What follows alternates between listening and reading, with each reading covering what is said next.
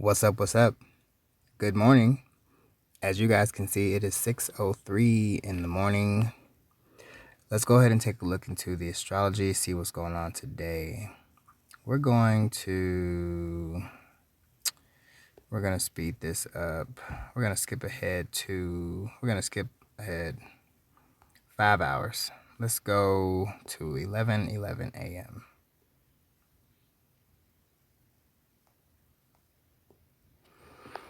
Okay. So, today, February 20th, 2023, we are gonna look at the first house. First house is here. We see part of fortune. We also see Mars. This is in Gemini. Now it looks like you're gonna be experiencing some physical energy, or you could be actually maybe exercising, and it's gonna benefit you greatly. Okay, people are gonna see you, and I don't know, they're just gonna see fortune all over you. There's gonna be something coming in your immediate experience dealing with your body, physical energy, dealing with some sort of action. Okay, this is like taking action, doing it. Okay, but it's thought out too, because Gemini is I think. Gemini is a sign of I think. So if we have Gemini in the first house, Gemini is thinking about the body. Gemini could be thinking about physicality, but either way, there's fortune here. There's like something that is meant for you, something that's meant to go in your favor. That's what this is all about. Okay, so you may need to get physical. You may need to like do some exercise or something like that. I'm not quite sure. Let's look at the third house. The third house does show the shadow. When I say the shadow, I mean the esoteric shadow, the hidden energy or the hidden realm within you that you don't share with people, that you don't really talk about with people. This is Black Moon Lilith, and Lilith deals with secrets, yes, but also magic, mostly magic, okay? And this is considered our shadow. So it looks like in the third house, which is the house of communication, the mental filter, it does look like there's something going on. There's something going on here. There's not really enough information to tell what that could be, but let's just look and see. That's not trining anything. It looks like it's a square to South Node. Okay. All right. So the mental filter in the third house, it looks, well, let me just make sure. Lilith. Okay. And then where's she at? Lilith, yep, squaring vertex. That's what I thought. Okay.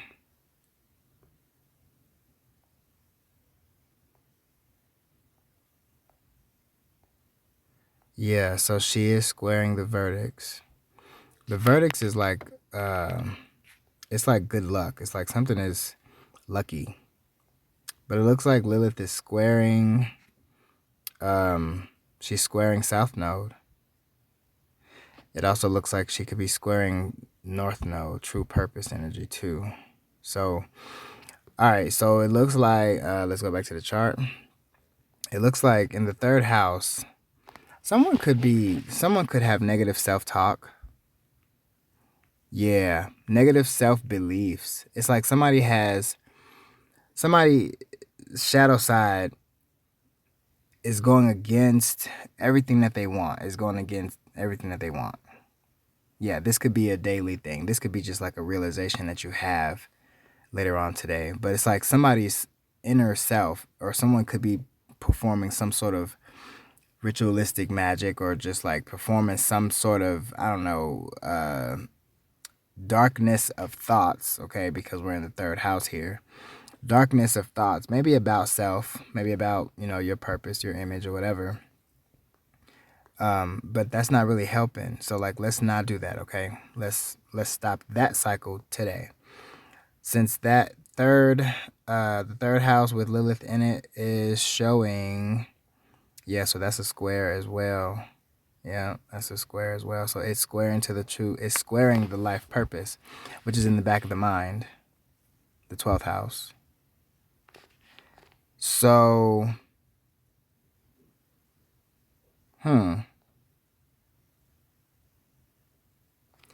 know what? If you are having negative self thoughts or negative self beliefs and it's hard for you to get out of that cycle, this could be because there is someone sending that energy to you. Someone could be trying to throw you off of your square. All right, and you're picking up on this energy in your mind. The 6th house is showing, again, South Node with Vertex. Vertex is like a blessing, okay? It's when 2 points in the sky come together at the same time, creating an experience for you here on Earth. The 6th house is routine, daily. It's also health. This is normally the house for Virgo, but because we're looking at a chart for today, this time and this year, it's not gonna be set. Just it's not gonna be set. This is like current energy, okay? So the 6th house, again, that could deal with routine, daily things. It could also deal with your job, something that you do every day. South Node here, it looks like South Node is retrograde, so you could be coming out of, yeah, you could be coming out of some past life energy, right? Some previous activity type of energy, something that you used to do daily. I feel like you're realizing that may not be, you may not be as passionate about that anymore, but it is something that you do daily. That makes a whole lot of sense. For me, I drive for DoorDash every day, and I do that just to have extra cash. And I love DoorDash. I do. I love it. I love driving for, money or whatever. But I would like something else. I would like something else that I can do daily for extra income. That would make me feel like, damn, this is a blessing.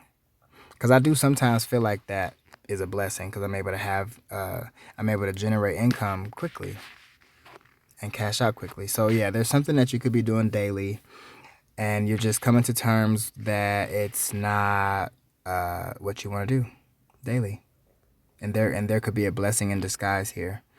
The 9th house is showing Mercury with Pluto. Neither of these are retrograde, so let's talk about it. The 9th house is philosophy, study, research. Mercury is communication, the mental filter. It's the mind. It's how we learn. This one is Mercury. This one right here. Oops. Hold on. I don't know if y'all can see that. This one here is Mercury. Oop, shit.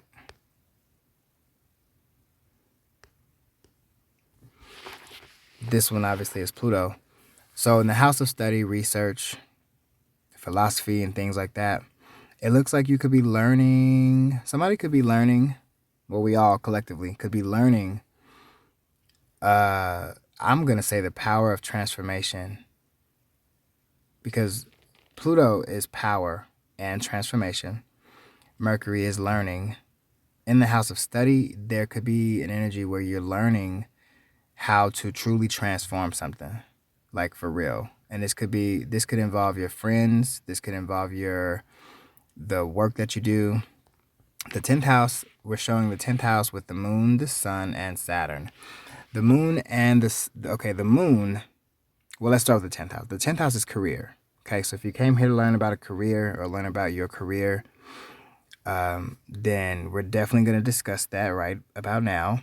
The moon is the mother's advice. The sun is the father's advice. Saturn, now I just got this. Being that Saturn is here with the sun, I'm going to say Saturn is acting as like insight. It's almost like insight, okay?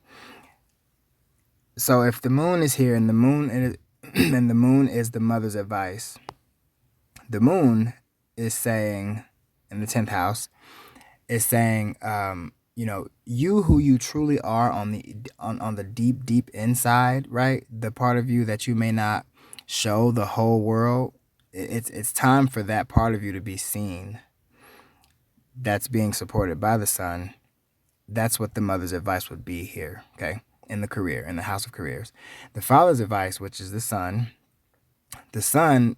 is saying, yeah, you, that of which you're made of, all of it, the parts we can and the parts we cannot see, it's time for you um, to really be seen in that way. It's time for you to really be seen in that light. With Saturn being here, I just feel like Saturn is like an extra advice, is like an extra advisory with the sun and the moon, which is saying to take responsibility. Take responsibility. Um, you know, there is a reason. Saturn is reason. There's a reason why you are the way that you are. There's a reason why you have chosen the type of career path that you've chosen. There's a reason. The 11th house is the friend group, your circle of friends, your environment, your immediate environment. We got Neptune, Venus, Jupiter, no retrogrades. Neptune Neptune is going to be your intuition, your imagination in the friend group, in the environment. Venus is going to be love, harmony, balance, fertility, okay, growth. Jupiter is this one that we can see here. Damn it, did it again. Jupiter is going to be expansion, growth as well. It's expansion. It is long distance travel. Could also be short distance travel too, you know, depending on where you're going. Like from Colorado Springs to Denver, to some people, that's long distance. To some people. Me, I travel that like pretty much every day, so it's just a short trip to me. But the distance that you go, you're going for something. You know, it's like you've shot an arrow into the sky and you're waiting for that arrow to just land on a treasure. All right, that's what Jupiter energy is like. So in the 11th house, it looks like in the 11th house there's a lot of harmony. There's lots of harmony with your environment, with your friends. There is balance. I feel like there's mutual emotions towards one another. Um, Things are just really, really good. I feel like in your imagination, you can imagine this greatness within your environment or within your friend group. Okay, if you're wanting to like see something new or do something new in your environment or just expand in your immediate environment, you can do this if you imagine it so. Imagine it to be so. Hopefully that made sense. Now, the 12th house, we have true north, life purpose, in the 12th house retrograde. That's Moon and Mars. Moon/Mars. That's interesting because Mars is in the first house and the moon is in the 10th house. Hold on one second.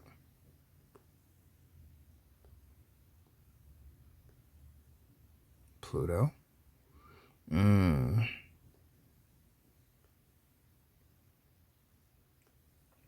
Okay, the moon. All right, so where was that at? Okay. Yeah, something could be affecting someone's career. That's in the shadows though. So I just want to say that some sort of action that someone keeps taking, it could be affecting their career. Cool. Thank you for that message. Somebody needed to hear it. Someone needed to hear that, and my stomach just growled again. Whew. So true north retrograde. Life purpose retrograde. All right. So in the back of your mind, in the subconscious, possibly in your imagination, I feel like you could be talking yourself straight away from your life purpose, straight away from what you're supposed to be doing. Now, I don't know how you're doing that when you have Uranus here next to it, because Uranus is the genius planet and it's not retrograde. So this is in the shadows. This is all in the back of your mind, okay? This is also, you could also say that this is in your imagination. if you use it properly. In the imagination, you don't see this. Okay, the 12th house is something that you don't see. You don't see any of this because it's behind you. The first house is like you, right? It's like you, it's your image, it's who you are.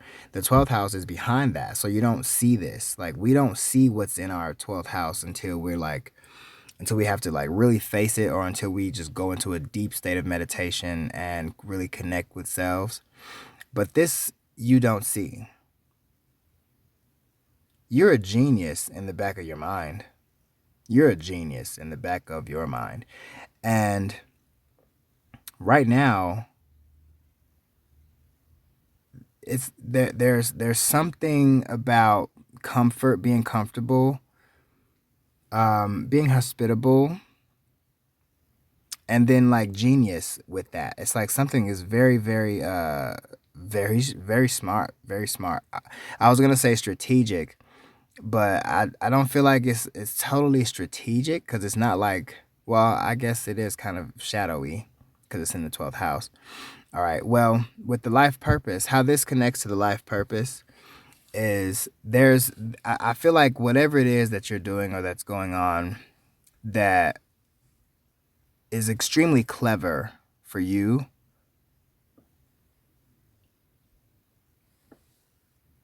um, is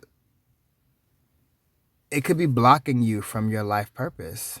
Something about it is not allowing you to see the full spectrum of your subconscious.